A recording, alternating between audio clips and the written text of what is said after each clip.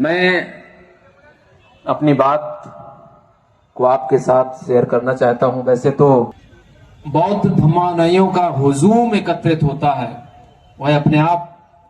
यह बयां कर रहा है कि धम्म भूमि श्रेष्ठ जीवन के लिए एक आंदोलन, चाहे बाबा साहब की 125वीं जयंती के अवसर पर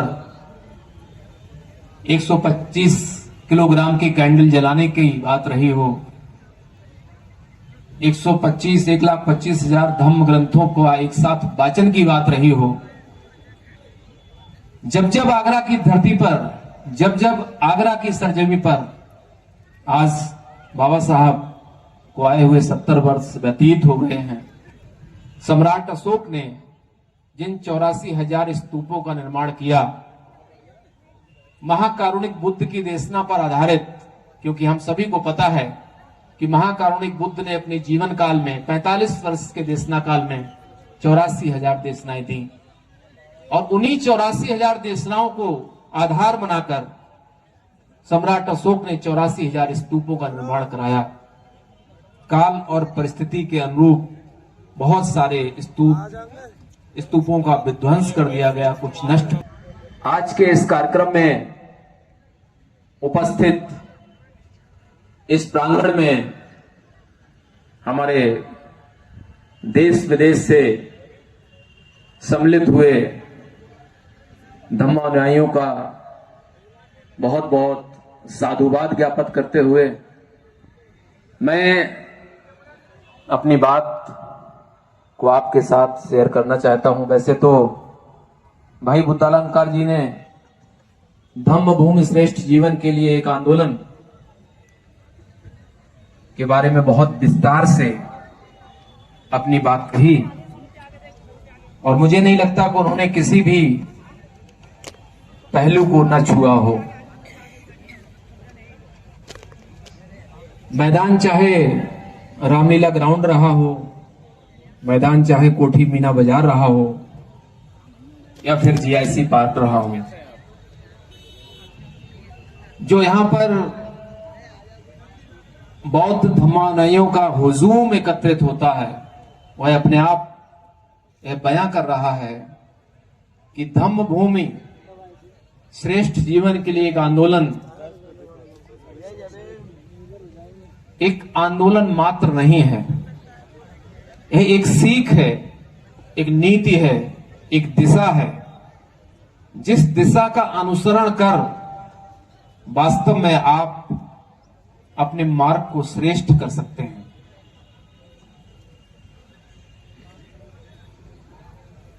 चाहे बाबा साहब की 125वीं जयंती के अवसर पर 125 किलोग्राम की कैंडल जलाने की बात रही हो, 1,25,00,000 धम्म ग्रंथों को एक साथ वाचन की बात रही हो, जब जब आगरा की धरती पर, जब जब आगरा की सरजमी पर आज बाबा साहब को आए हुए 70 वर्ष व्यतीत हो गए हैं। दोस्तों, आप लोगों की सहायता की जरूरत है और मुझे पूर्ण विश्वास है आप लोग मेरी जरूर सहायता करेंगे। मुझे वीडियो बनाने के लिए एक माइक, ट्राइपॉड और एक पावर बैंक और मोबाइल की जरूरत है। आप लोग मुझे धम्मदान जरूर कीजिए, भले थोड़ा सा कीजिए, जिससे कि मैं अच्छा सा कंटेंट और बना सकूं। और ये मेरा QR कोड है, इस पे आप स्कैन करके आप मुझे सहायता दे सकते हैं। जब जब परम श्रद्धेय भंते जी के मार्गदर्शन में आगरा की इस जमी पर 18 मार्च का आंदोलन हुआ है, तो उसने सफलता के पुराने रिकॉर्ड हमेशा ध्वस्त किए हैं। आज भी हम सभी यही देख रहे हैं कि किस तरीके से विरासत की ईंट अपनी विरासत के पुनर्निर्माण के लिए हम आज यहां पर बहुत दूर दूर से चलकर आए हुए, और इस बार एक नया मार्ग भी यहां से प्रशस्त हो रहा है कि हमारे उपासकों ने महाकारुणिक बुद्ध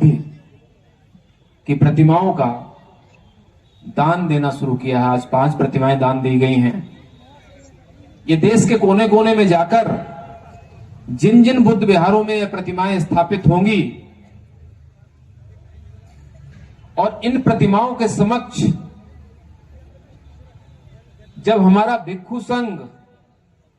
और उपासक उपासिकाएं नमन और वंदन की प्रक्रिया को दोहराएंगे, पंचशील का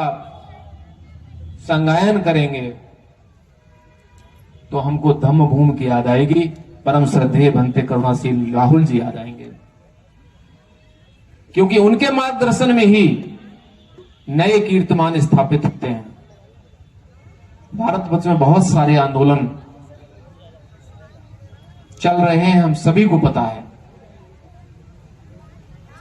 बहुत सारे आंदोलनों में प्रतिभाग भी लोग करते हैं,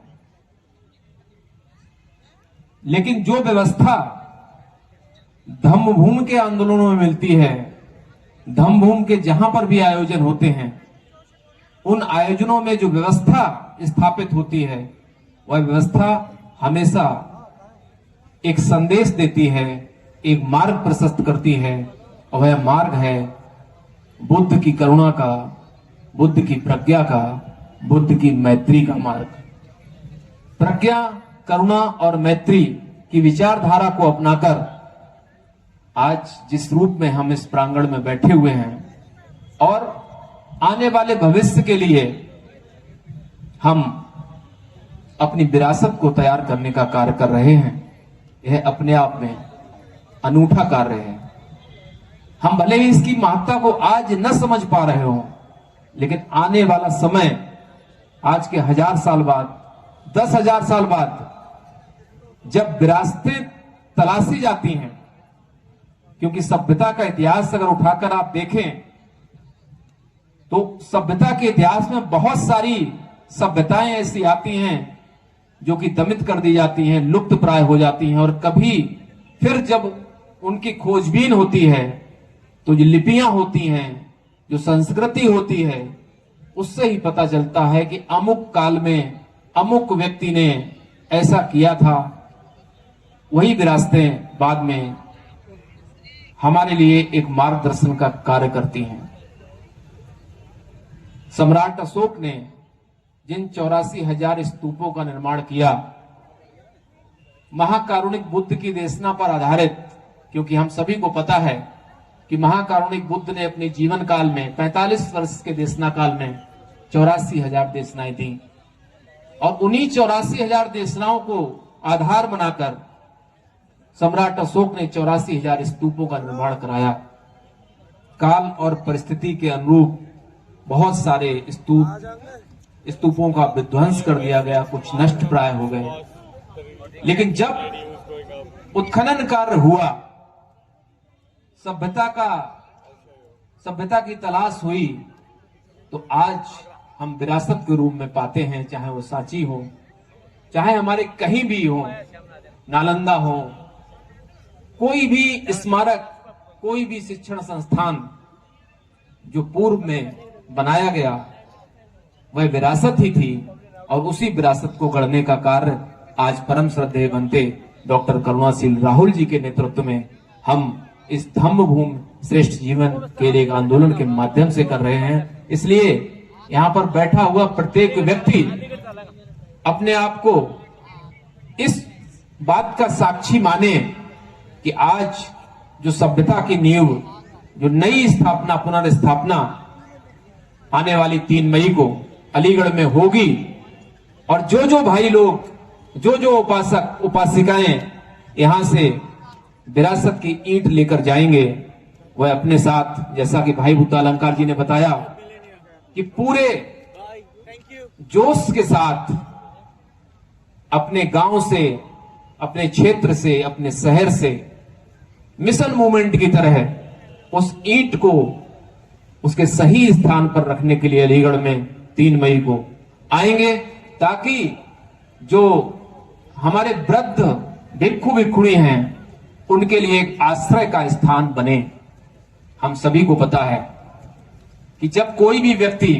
भिक्षु बनता है, कोई भी व्यक्ति भिक्षु बनता है, और वो अपना पूरा जीवन यापन भिक्षाटन पर या धम्म देशना पर,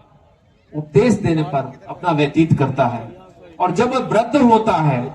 वृद्ध होने के बाद जब उसको कोई आश्रय नहीं मिलता है और उस आश्रय की तलाश में पुनः अपने घर पर जाता है, जिस घर को छोड़कर वो आता है, तो निश्चित रूप से उसके घर के लोग उसको तिरस्कृत करते हैं। वो कहते हैं कि आपने अपने पूरे जीवन का, पूरी लाइफ का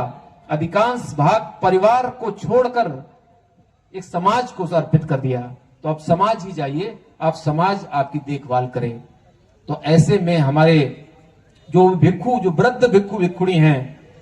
उनकी देखभाल के लिए जो परम श्रद्धेय भंते जी ने ये निर्णय लिया है, अलीगढ़ में जो वृद्ध भिक्षु भिक्षुणी विहार, और जिसमें चिकित्सा की सुविधाएं और भी अत्याधुनिक जितनी भी सुविधाएं हो सकती हैं, उनके स्वास्थ्य के दृष्टिगत वहां पर उपलब्ध होंगी। तो मैं चाहता हूं कि इस हेतु आप लोग बहुत जोरदार शब्दों में साधु साधु बोलकर 3 बार परम श्रद्धेय भंते जी का जो है उनका साधुवाद ज्ञापित करेंगे। तो 3 बार जोर से बोलेंगे इस कृत्य के लिए, साधु साधु साधु।